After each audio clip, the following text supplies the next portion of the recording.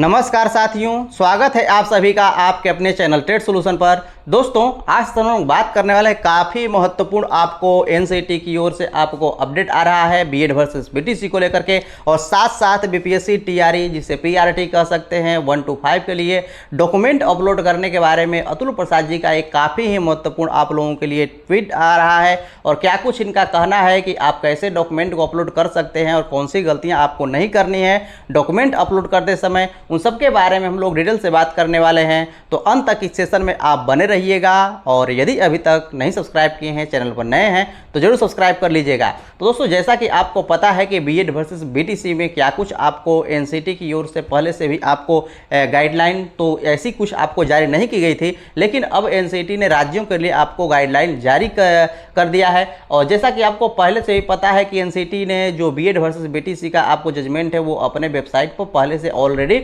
Upload कर चुकी है। तो एनसीईटी का क्या कुछ कहना है आप भी पढ़ सकते हैं, और यहाँ पर आप देख सकते हैं कि क्या कुछ कहना है। उसके बाद हम लोग अतुल प्रसाद जी के ट्वीट की ओर चलेंगे। तो यहाँ पर आप देख सकते हैं कि सुप्रीम कोर्ट का फैसला माने, जैसा कि आपको यहाँ पर कहा गया है।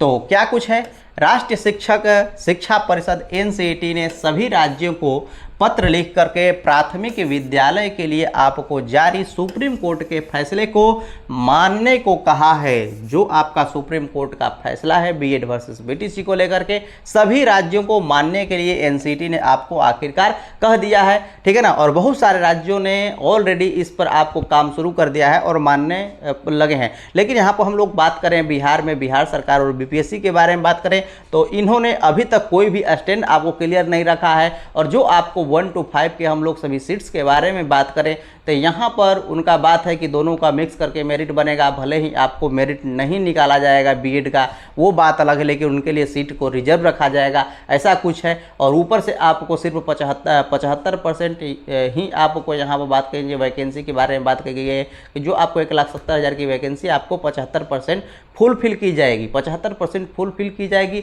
यदि उनको अभ्यर्थी पूरा का पूरा मिलेंगे तो हो सकता है कि वो 100% फुलफिल हो, लेकिन यदि कट ऑफ पार करने वाले कम अभ्यर्थी मिले तो उस स्थिति में इनका कहना है कि 75% तक ही हम सीट को फुलफिल करेंगे, ऐसा कुछ आपको यहाँ पर कहना है।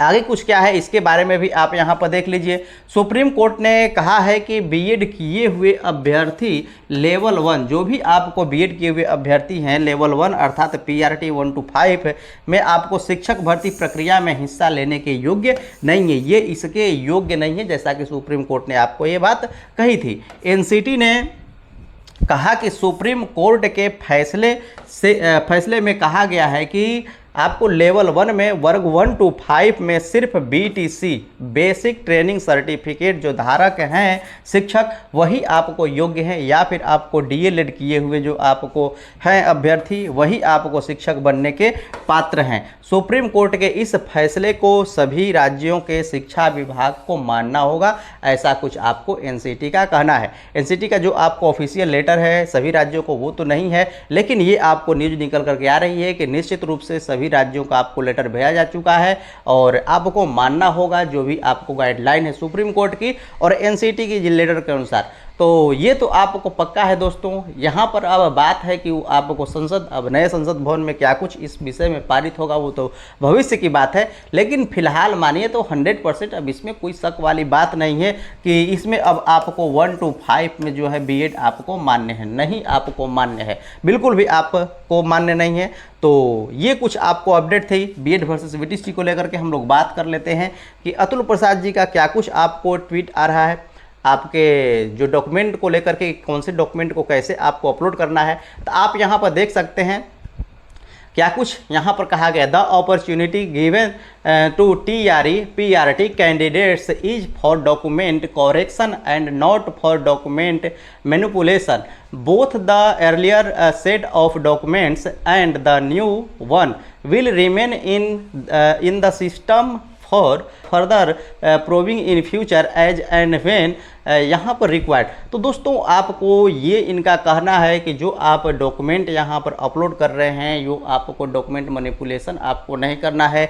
जो डॉक्यूमेंट जैसा है वैसा ही आपका डॉक्यूमेंट रहना चाहिए, अर्थात जो ऑलरेडी आप अपलोड कर चुके हैं उस पर डॉक्यूमेंट, उससे डिफर आपका डॉक्यूमेंट नहीं होना चाहिए। आपको जो ये मौका मिला है डॉक्यूमेंट का, वो डॉक्यूमेंट को अदलने बदलने का मौका नहीं है। ये आपको सिर्फ वो करना है कि डॉक्यूमेंट यदि आपके न दिख रहा हो या फिर कोई भी त्रुटि हो तो उसको सुधार के लिए ये डॉक्यूमेंट आपको अपलोड है। ऐसा नहीं कि कोई नया डॉक्यूमेंट आप उसमें अपलोड करें, ये आपको नहीं चलने वाला है। इनका ये बात कहना है और साथ साथ इनका ये भी बात यहाँ पर कहना है कि जो डॉक्यूमेंट अपलोड होंगे और जो डॉक्यूमेंट अपलोड पहले से हुए हैं वो दोनों के रिकॉर्ड मेरे पास रहने वाले हैं। तो ऐसा आप न करें, इनका सीधा सीधा ये बात है। तो आप यहाँ पर हिंदी में भी पढ़ सकते हैं कि क्या कुछ इनका कहना है।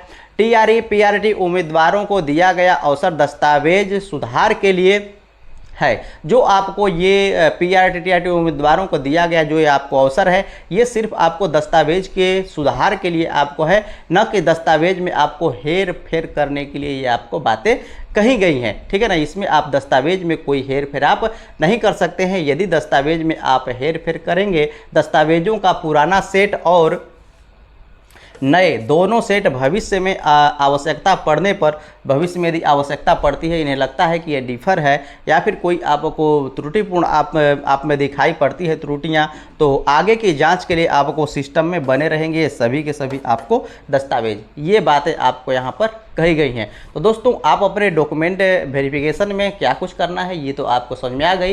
तो आपको वही डॉक्यूमेंट अपलोड करने हैं जो डॉक्यूमेंट आपने अपलोड किए हुए हैं, लेकिन उनमें यदि कोई त्रुटिपूर्ण है, कोई त्रुटि हो, न दिखाई दे रहा हो, कुछ ऐसी आपको त्रुटियां हो तो उससे आप सुधार सकते हैं।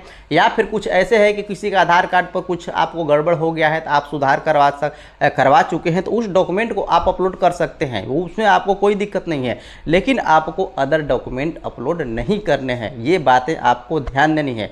जो डॉक्यूमेंट पहले से आप इसमें जिक्र नहीं किए हैं और उसको आप उसमें अपलोड कर दें तो उस स्थिति में आपका जो है उसका लाभ आपको कुछ भी नहीं मिलने वाला है और आगे आपको कुछ भी कार्रवाई भी हो सकती है।